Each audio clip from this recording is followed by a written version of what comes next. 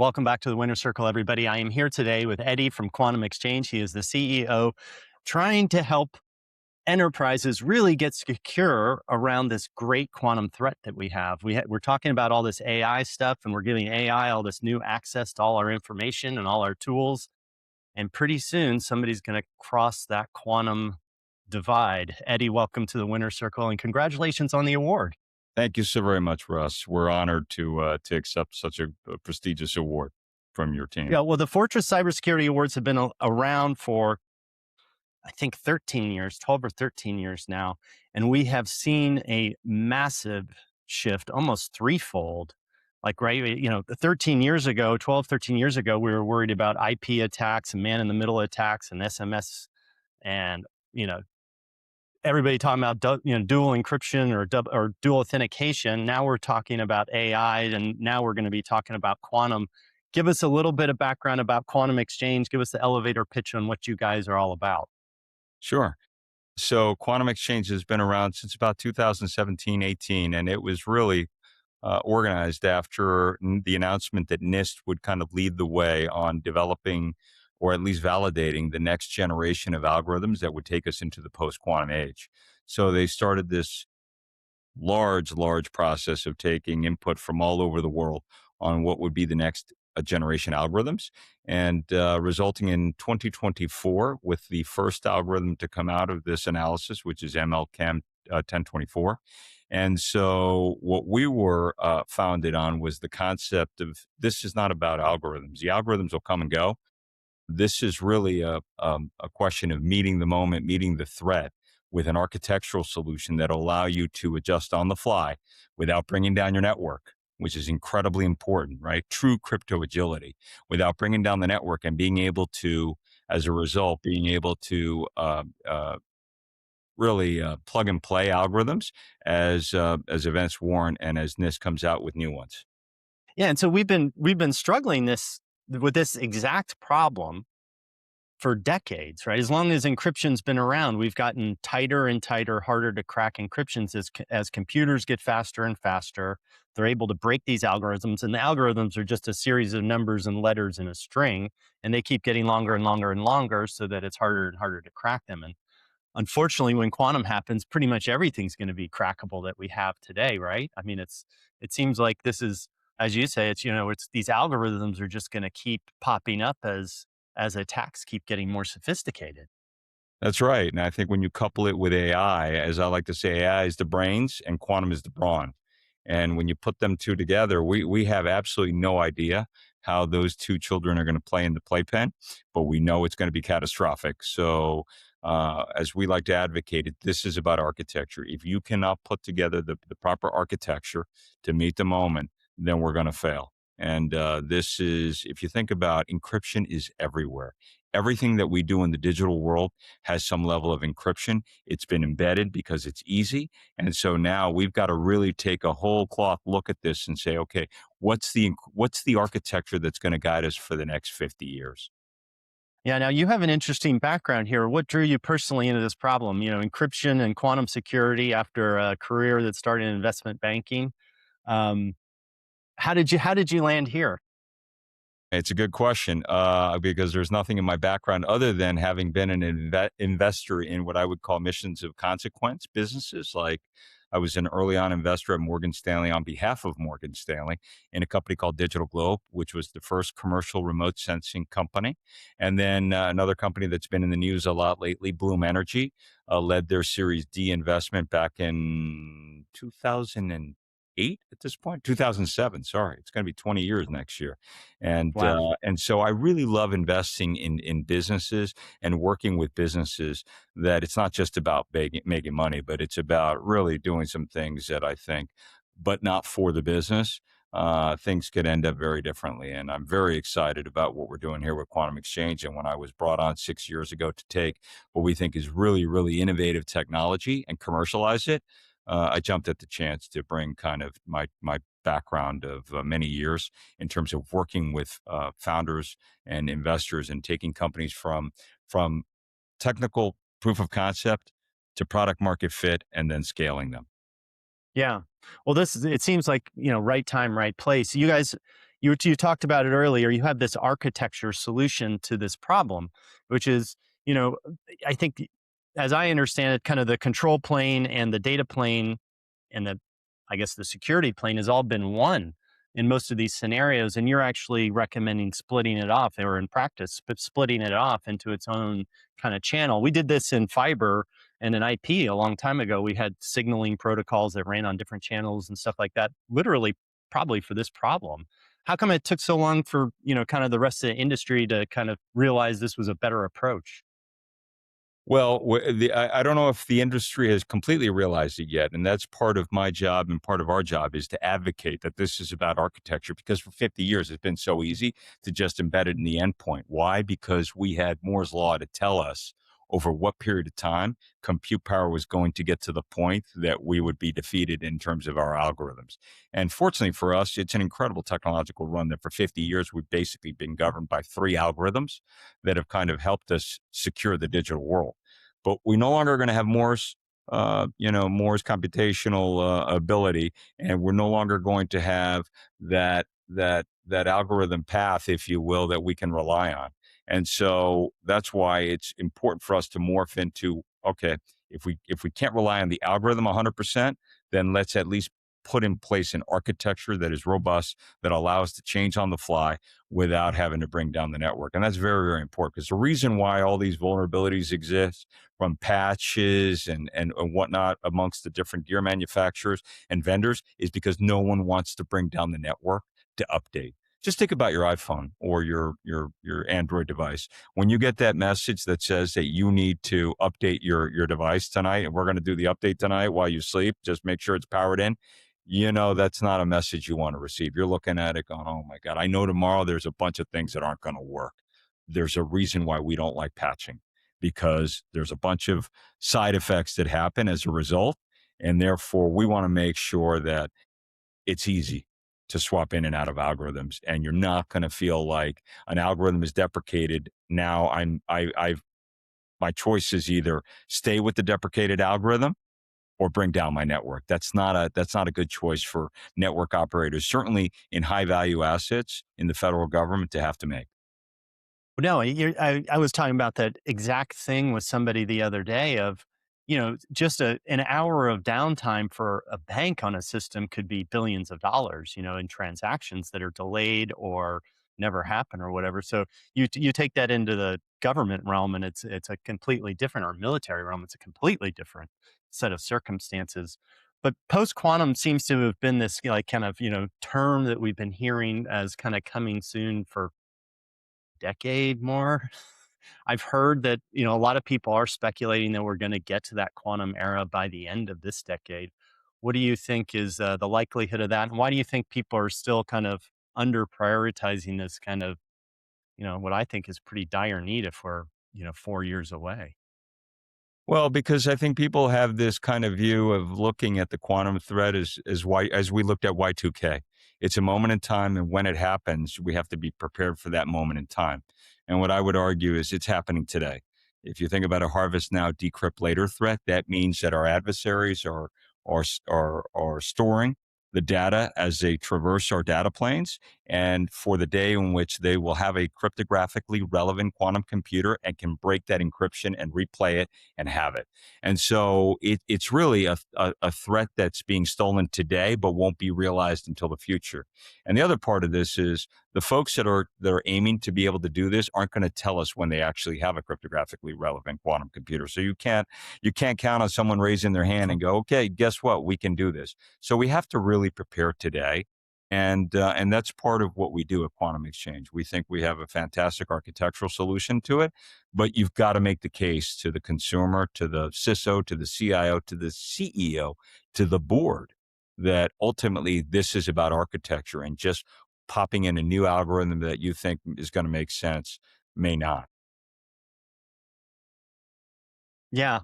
So walk us through what actually happens if an organization does nothing. What's going on today, and what's kind of the, what's it look like with something that you're talking about with this architectural solution where, you can effectively slipstream these out. So I think the plan had historically been, let's understand what's the cryptography that's currently being used in the network. where our endpoints are, what cryptography is being used, and take an inventory, if you will, of that cryptography so that we can, in a staged process, be able to roll out post-quantum encryption over a long period of time. But in the meantime, as we know, the market doesn't really care what people think or plan. And so the folks that have been spending billions and billions of dollars, the IBMs, the Microsoft, the Googles, the Alphabets, they are making incredible progress on being able to develop a commercial quantum computer. If we're making progress, I could assure you our adversaries are as well. And so what's happened is that market, that time to market has moved to the left much faster than anyone had previously thought. And as a result, it's no longer, we don't have the time, we don't have the luxury to sit and inventory every single endpoint. What we advocate is let's find the largest pipes carrying the most important, pertinent data for ourselves and lock those down, right? Because you can solve for every single application, every single endpoint, but if you capture the big data lines, right, the big network uh, transport lines, right, that is actually encapsulating all those different application elements, then we're vast majority of the way there to solving this problem. And so you don't have to have this step function in order to get to a successful point. You just need to be able to understand where your weak points, your vulnerabilities are, and be able to do something about it. So we have all these endpoints with the algorithms that we have today, right? Why is migrating to this new cryptography so much harder than people assume? What's the part that actually catches organizations off guard? Because it's hard. It's hard to go through a refresh cycle. And as I like to say, you're actually doing something that before no one really had to do. You just assumed encryption worked, as I mentioned earlier. It's one of the most successful technological runs we've known. Right, 50 years we've relied on three algorithms. So the algorithm is put in place. We don't even know. I mean, if you ask most CISOs of Fortune 500 companies what algorithms you're running, where they have no idea. It's a set it and forget it mentality. And so that's not going to work for post quantum crypto, unfortunately. Right. So we have to take an active role, take active management control of our post quantum cryptographic architecture. Because if we don't, then, as I like to say, even though for us, it's kind of like asking someone to buy a steering wheel for a car, right? And they'll say, well, I've never had to pay for a steering wheel in my car. Why do I have to do it now? Because the steering wheel is going to fall off. And so as difficult as it may sound and as many priorities as a CISO, and don't get me wrong, there's a reason why public company CISOs only last less than 24 months on average. It's a hard job. You've got phishing attacks, you got ransomware, you got denial of service, but you got to be able to walk and chew gum at the same time. And this is incredibly important because the franchise value and the franchise risk at play here is enormous. Yeah. Now you also talked about your solution kind of dramatically reducing the timelines of doing this. I guess I'm struggling to understand, what are the timelines involved? What's the kind of activity involved in switching out an algo that now you're able to do in days that you should take weeks? Well, for us, once you take the initial hit of implementing FiOTX, then it becomes very, very easy. And even the migration to a FiOTX, because it's an overlay over your existing network, is pretty easy to do. It's an initial upfront cost in terms of development, and then after that, it becomes a question of just being able to run it on itself and being able to automate it, all those things. How often do you see this changing? If NIST has this algorithm, I would imagine that, as time goes on, it's going to get updates pretty often. Is that kind of in the plan? Is that kind of what goes on? Is it a 3-month cycle, 6-month cycle, or on demand? Well, as far as we know, NIST is done with the post quantum key encapsulation method algorithms. So they've delivered two. They've delivered MLChem 1028 and HQC. And so for us, I look at it and go, that's it? That's all we got? Like, what's the likelihood that the two algorithms out of the box are going to be the ones that are going to take us into the next 50 years without ever having seen a cryptographically relevant quantum computer? and much less the interaction that it's going to have with AI. So I would say I think there's going to be more, and so Yeah, let's prepare for it. it seems like this thing ought to be on GitHub, you know, or be part of like, in the internet world, we have a system that's updated all the time. It's DNS, right? It's updated, bazillion times a day, an hour, a minute. Yeah, I mean And I'm that. wondering if it'll end up turning out something like that because I mean, I'm just, the cracks in the armor have got to be, you've got to, I would imagine you have a large hump to get over, whatever this algorithm is. But once that hump's over, it just seems like there's going to be updates galore. Yeah, and that's why I think you take the initial hit and you swap over and you bring a solution like a FiOTX, and then the rest runs itself. I mean, Yeah. one of our mantras, if you will, is change nothing, change everything. And the less you can do up front, right, to make it easy for the CISO, the CIO to be able to actually control, right, algorithms and control their post quantum cryptographic journey, right, and be able to automate it, be able to do the things that we've always been able to do. And I use as a reference point identity and access management. We all were old enough to remember when you would join an organization and you would get a username, and every single application that you used had a username, password, all that stuff. And then somebody came with the brilliant idea of let's control it from the top. And that became identity and access management, became a multi-billion-dollar industry. And so we're looking to do the same thing, control it from the top. Yeah. And that's become the weak point of pretty much everybody's infrastructure is that access point. When you're out talking to CISOs, to security teams, every day, every hour, to investors, um, are they skeptical to kind of touch their existing encryption infrastructure? Sure. The hardest person to get through is the network engineer who runs that network. They're like, no, you have to be able to demonstrate that you do something nobody else does. You're not going to destroy my network, right? And you can scale. And if you can't do those things, then it becomes a much tougher sell. But when you look at what we're able to bring to the table, the only FIPS validated 140-3, 203 solution, we're now very close to getting European Union common criteria. Right. I think we've been through the hoops in terms of validating what we do, our technology.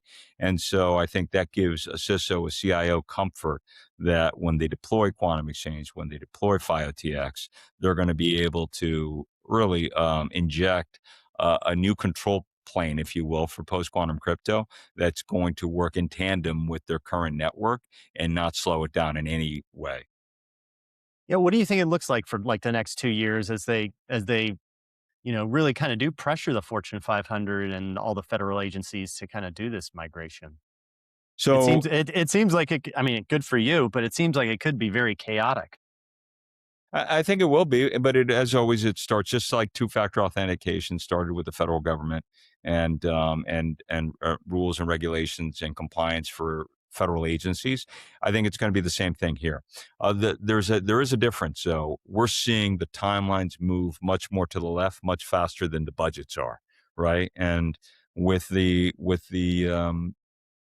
be charitable, with the chaos we see in DC these days, my biggest worry is that we're not going to have budget that coincides with the timelines, right? And the threats that we're facing. But I think once they get that together and they understand that this is a problem that needs to be solved today, I think you're going to see it move much more quickly than probably it would have 2, 3, 4 years ago. And then I think it's going to stretch not only to Fed civilian, DOW, but then you're going to start getting into critical infrastructure, healthcare, um, uh, financial services, where it's clear that these are going to be very, very important threat vectors that we need to secure. Yeah. Now, if you're, you know, if you're going to tell an executive one thing that they should be focused on, even if they don't have a security leader in their organization, we talk with a lot of smaller businesses, a lot of medium-sized businesses about this quantum threat. How would you kind of guide them in the next kind of couple of years? I would say you start with the biggest pipes that you got, right? And the data, like anybody who's not looking to actively secure the pipe between backup and data center, that to me is just that's malpractice, right? If you're a CISO and you're not focusing on that. You're not focusing on the big pipes that are carrying the most important data, right? That you cannot have available to an adversary, right? And then you work your way down. Then you could start thinking about your inventory, and you could start relying on some of the vendors. But you have to.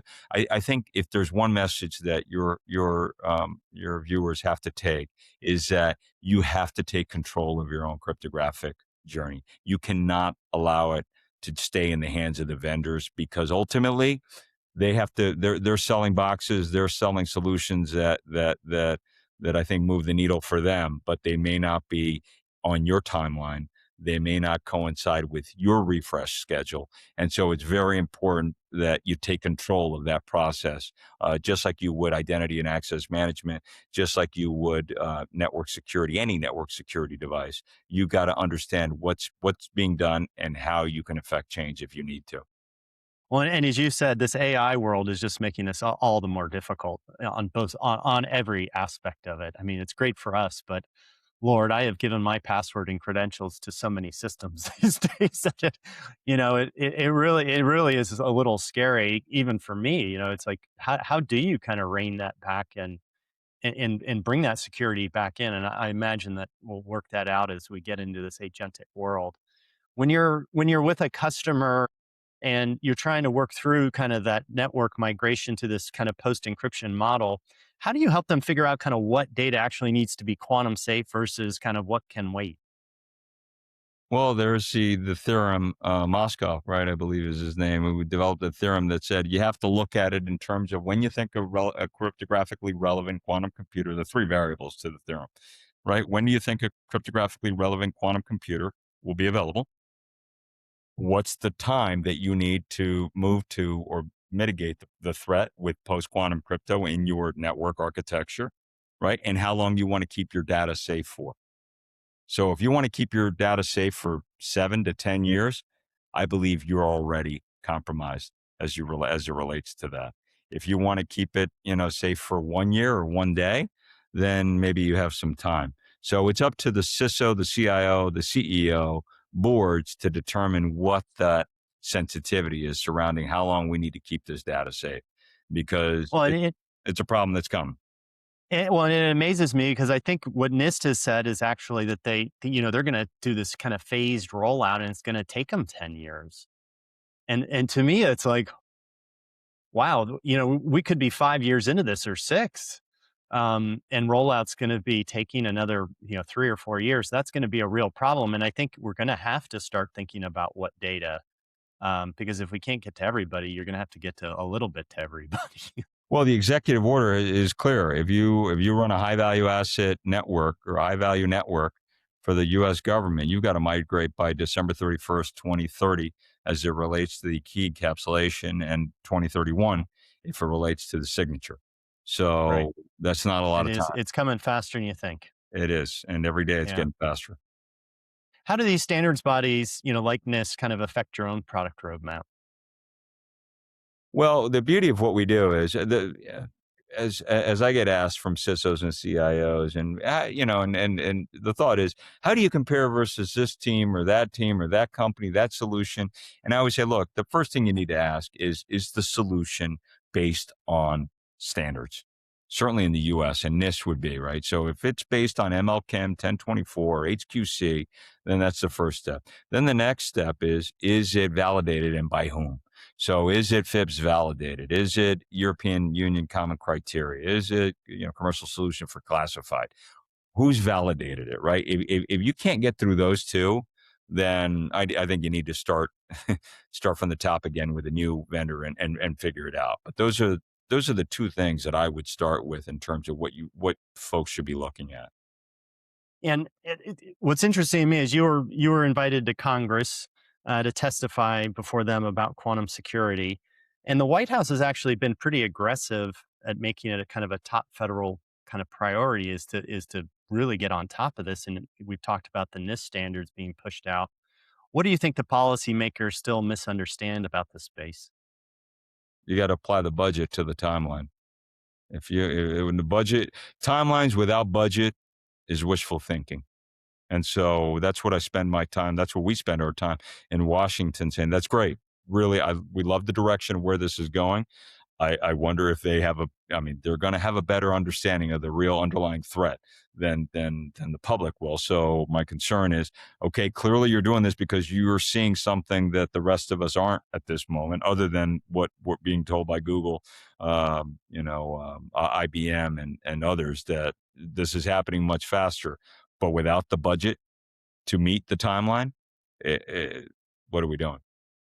Is there a specific policy change that you'd like to see that would make, meaningful progress on that? Or is it just strictly call your senators and get them to pay more attention to budget items around security? Well, that always helps, right? But the thing from a policy perspective, one of the things that we really are staunch advocates for is the separation of key generation and delivery from the data plane, and putting it in its own control plane. Because, as I said in my congressional testimony, innovative solutions require innovative timelines, right? And startups don't work in this 5, 10 year. We just don't have the luxury, right? We develop really, really unique, interesting technology, and we expect that the marketplace is going to understand that technology and consume that technology in a reasonable time frame. If not, then we're a think tank, and this is way beyond think tank. Well, I think you're getting there. I mean, we've got words like crypto agility that are starting to be buzzwords in the industry, and somewhat kind of creeping out of the industry. When it reaches The Simpsons, we'll know it's really popular. Um, but is that something that customers are actually asking for by name? Do they want to be crypto agile? Well, Russ, that's a great point, because this is something that, again, we really spend a lot of time. How do you define crypto agility? Your crypto agility may not be my crypto agility. And we've written a really, really good piece, which I'll share with you, regarding the crypto agility and how to define it. And for us, crypto agility is being able to hot swap an algorithm, and not having to bring down the network, as I talked about. If you have to bring down the network, then we get back to what we were talking about before. It's not going to happen, and you're going to have all kinds of data out there with deprecated, even busted algorithms. And so for us, crypto agility is defined very differently than other people. Other people define crypto agility as having, basically a library of post quantum algorithms that you can swap in and out of. That's great. But if you got to bring down the network to do it, that's not crypto agile. That may be crypto fragile. I like the turn of phrase there. Eddy, thank you so much for joining us on the Thank Winner you. Circle, and congratulations on all the success with the awards and everything else, and investors and customers and everything else. It's really fun to watch this space and seeing you guys succeed. Thank you so very much. We're very proud of our progress and really appreciate your support. So thank you.